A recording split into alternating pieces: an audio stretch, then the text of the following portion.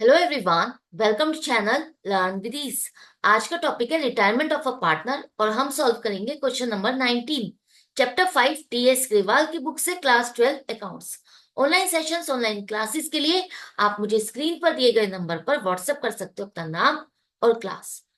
Solution ढूंढ रहे हो डीके गोयल और टीएस ग्रेवाल के न्यू एडिशन के, तो चैनल की प्लेलिस्ट को क्लिक करो, आपको सॉल्यूशन विजिबल हो जाएंगे।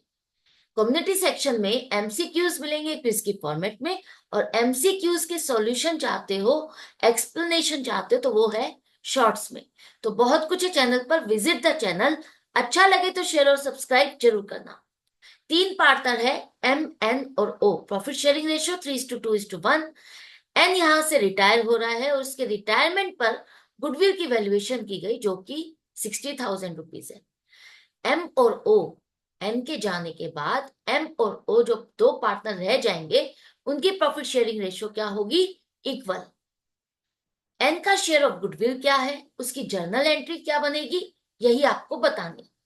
तो इसको कैसे प्रेजेंट करोगे? देखो, तीन पार्टनर है, तीनों की ओल्ड रेशियो थी 3:2:1। एन अगर रिटायर हो रहा है तो एन के जाने के बाद एम और ओ इक्वल पार्टनर, मतलब 1:1 रेशियो हो गई। न्यू रेशियो 1:1 है। एन के जाने के बाद इसका शेयर ऑफ प्रॉफिट 2/6 किसको मिलने वाला है? एम और ओ को ही मिलने वाला है। इन दोनों में से किसी एक को मिलने वाला है या दोनों में ही ये बंटने वाला है? तो किसको कितना मिला, ये कैसे फाइंड करोगे? ये फाइंड करने के लिए आपको करना होगा new ratio minus old ratio. अब यहां पर देखो, एम का जो रेशियो है, एम का जो शेयर ऑफ प्रॉफिट है, वो न्यू रेशियो में 1/2 हो गया, और ओल्ड में क्या था? 3/6। माइनस करने पर आपको पता चल रहा है जैसे इसका पहले प्रॉफिट था वैसे ही आगे भी चल के होने वाला है। तो इसके शेयर ऑफ प्रॉफिट में तो कोई चेंज नहीं आया, मतलब इसको एन के शेयर ऑफ प्रॉफिट में से कोई हिस्सा नहीं मिला।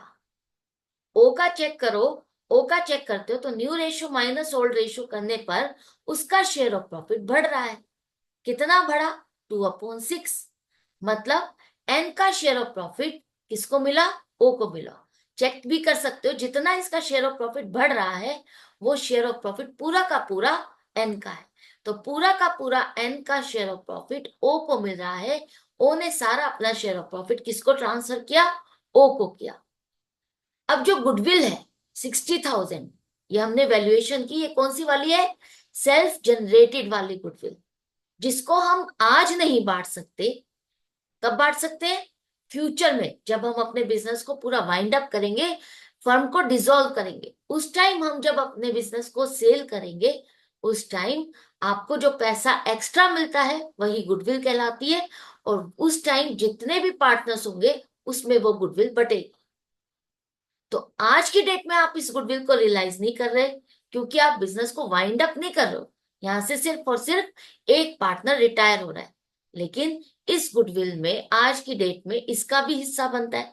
आज की डेट में जो गुडविल हमारी शो हो रही है, इसमें इसका भी हिस्सा बनता है, लेकिन बेच सकते नहीं। तो इसको पेमेंट करेगा कौन? कैसे होगी इसकी पेमेंट? इसको पेमेंट करने के लिए एम और ओ दोनों मिलकर के करेंगे, या वो पार्टनर करेगा जिसको इसका शेयर मिलने वाला है, वो है ओ। ओ को आगे चल करके एन का शेयर ऑफ गुडविल मिलने वाला है, इसलिए ओ ही आज की डेट में एन को इसकी पेमेंट करेगा। एक तरह से एन का शेयर ऑफ गुडविल कौन खरीद रहा है? ओ खरीद रहा है। तो ये परचेजर है, वो सेलर है, तो ऑब्वियसली ये पेमेंट करेगा इसको। ये ये बेच रहा है तो इसको इसकी पेमेंट मिलेगी। तो कैसे फाइंड करोगे कि वैल्यू क्या है? अगर आपके गुडविल की वैल्यूएशन 60,000 है, तो एन का शेयर ऑफ गुडविल कितना बनेगा? जो उसका शेयर ऑफ प्रॉफिट है उसी के हिसाब से शेयर ऑफ गुडविल है उसका 2/6 पार्ट बनेगा 20,000। अब ये 20,000 का शेयर ऑफ गुडविल जो वैल्यू इसकी बन रही है, ये वैल्यू ये बेच रहा है ओ को, तो ओ इतना ही अमाउंट इसको देगा। तो ये एक तरह से आपस में पार्टनर्स के बीच में ही एडजस्टमेंट है, किसी और की कोई लेना देना नहीं है। फर्म इसमें कोई इन्वॉल्व नहीं हो रही, बस एक पार्टनर के अकाउंट से दूसरे पार्टनर के अकाउंट में पैसा ट्रांसफर हो जाएगा। एम का तो कोई लेना देना नहीं है, उसका तो शेयर बढ़ा ही नहीं है, उस पर तो कोई इम्पैक्ट ही नहीं आया, वो तो खरीद ही नहीं रहा है एन का शेयर ऑफ प्रॉफिट। तो उसको कुछ भी नहीं देना, सारा का सारा कौन देगा, ओ देगा। तो ओ के कैपिटल अकाउंट को हम डेबिट करेंगे, उससे ये पैसा लेंगे और किसको देंगे, एन को देंगे। एन के कैपिटल अकाउंट को आप क्रेडिट करोगे। ये गेनर है और ये सेक्रीफाइसिंग है। ये तो आप सीख चुके हैं ना कि जब भी गुडविल की एंट्री करनी है तो हम क्या करते हैं, गेनिंग पार्टनर को डेबिट करते हैं और सेक्रीफाइसिंग पार्टनर को क्रेडिट करते हैं। तो यही क्वेश्चन में पूछा था, हमने सॉल्व कर लिया। आई होप आपको अच्छे से समझ में भी आ गया है। इसी तरह से कंटिन्यू अपनी प्रैक्टिस रखना, सीखते रहना, समझते रहना। हम मिलेंगे नेक्स्ट वीडियो में नेक्स्ट क्वेश्चन के साथ। Good bye and take care.